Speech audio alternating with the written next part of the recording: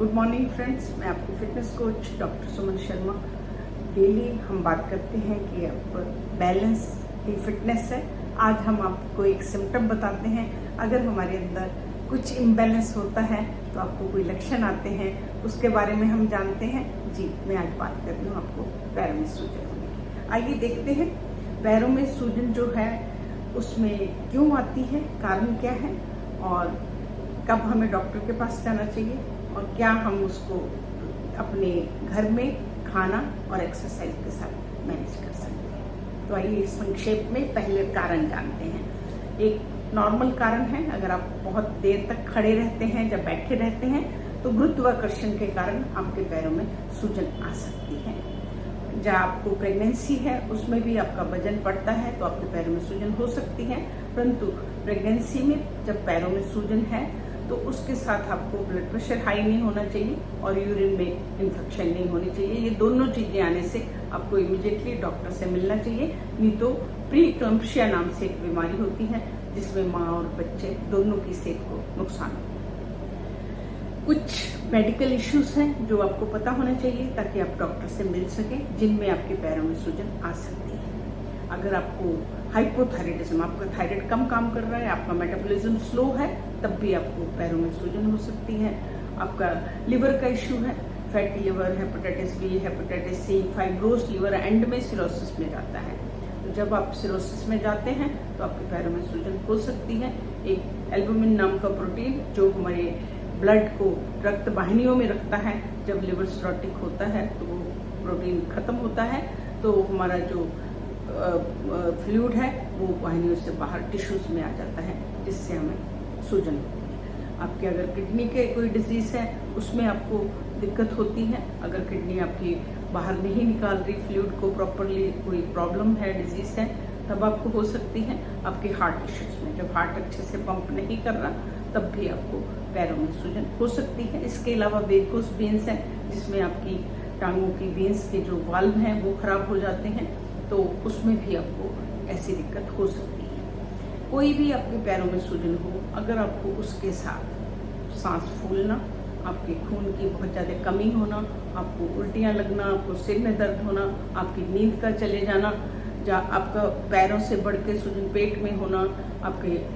किसी भी तरह का अगर आपको लक्षण आता है, आपको इमीडिएटली डॉक्टर से मिलने की जरूरत है। ये डॉक्टर का काम है। अब हम बताते हैं आप डाइट में क्या कर सकते हैं। अगर आपके पैरों में सूजन, आप घर में क्या कर सकते हैं। खड़े रहने से आपको सूजन है तो आप खड़े मत रहिएगा, बीच बीच में आप चलते फिरते रहिएगा, उठते रहिएगा।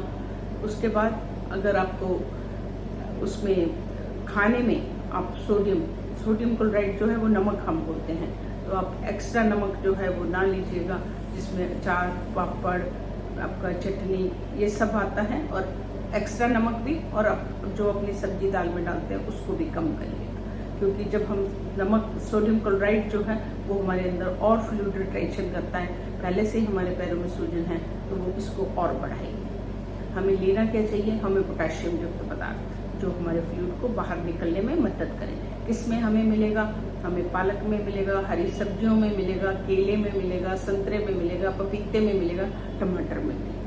तो आप पोटेशियम युक्त पदार्थ लेंगे तो वो फ्लूइड को बाहर निकालेंगे, आपकी सूजन कम होगी। कभी कभी प्रोटीन की डेफिशिएंसी से आपको सूजन होती है तो आपको जो है लीन प्रोटीन लेना है। आप जैसे स्किनलेस चिकन है, टोफू है, दूध है, दही है, इस तरह से आप प्रोटीन को अपनी डाइट में डालिएगा। उसके बाद पानी, 6 to 8 ग्लास पानी, जैसे मैं बोलती हूँ, जब आपको कोई कंडीशन किडनी या आपका लिवर की होगी फिर आपको डॉक्टर आपको रिस्ट्रिक्ट वॉल्यूम पानी का देता है, 1.5 litre in a whole day. परंतु ये मैं आपको बात कर रही हूँ जब आपको थोड़ा थोड़ा पैरों में स्वेलिंग हुई, हमें कारण नहीं पता, तो हम उस टाइम हमें कभी कभी पानी की कमी से भी पैरों में सूजन होती है। एक्सरसाइज में हम क्या कर सकते हैं, दिन में 2-3 बार अपने पैरों को एलिवेट करके थोड़ा सा अपने हाथ से ऊपर, थोड़ा जैसे 2 पिल्लो नीचे रख के आप पैरों को ऊंचा रख के बैठे, उससे आपका जो फ्लूइड का सर्कुलेशन है वो ठीक होता है। उसके बाद आप उसको, अगर आपको वेरिकोस वेन्स हैं तो स्टार्टिंग में ही आप जो स्टॉकिंग्स आती हैं जो कंप्रेशन रखती हैं हमारी नसों पे, वो पहननी चाहिए। और उस आपको 30 से 35 मिनट टहलना भी जरूरी है, जिससे आपका फ्लूइड जो है वो बैलेंस होता है।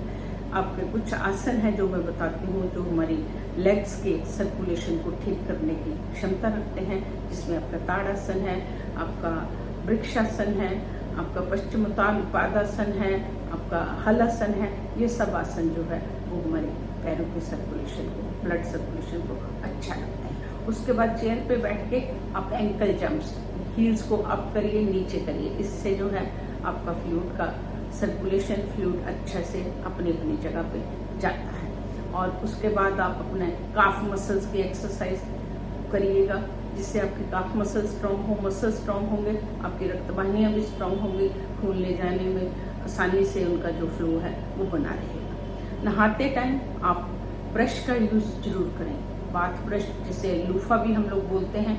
अपनी पूरी बॉडी पे ब्रशिंग करें। ऐसा माना जाता है हमारे जो शरीर में खून ले जाने वाली नलियां हैं, उनकी जो लंबाई है वो 60,000 माइल्स है।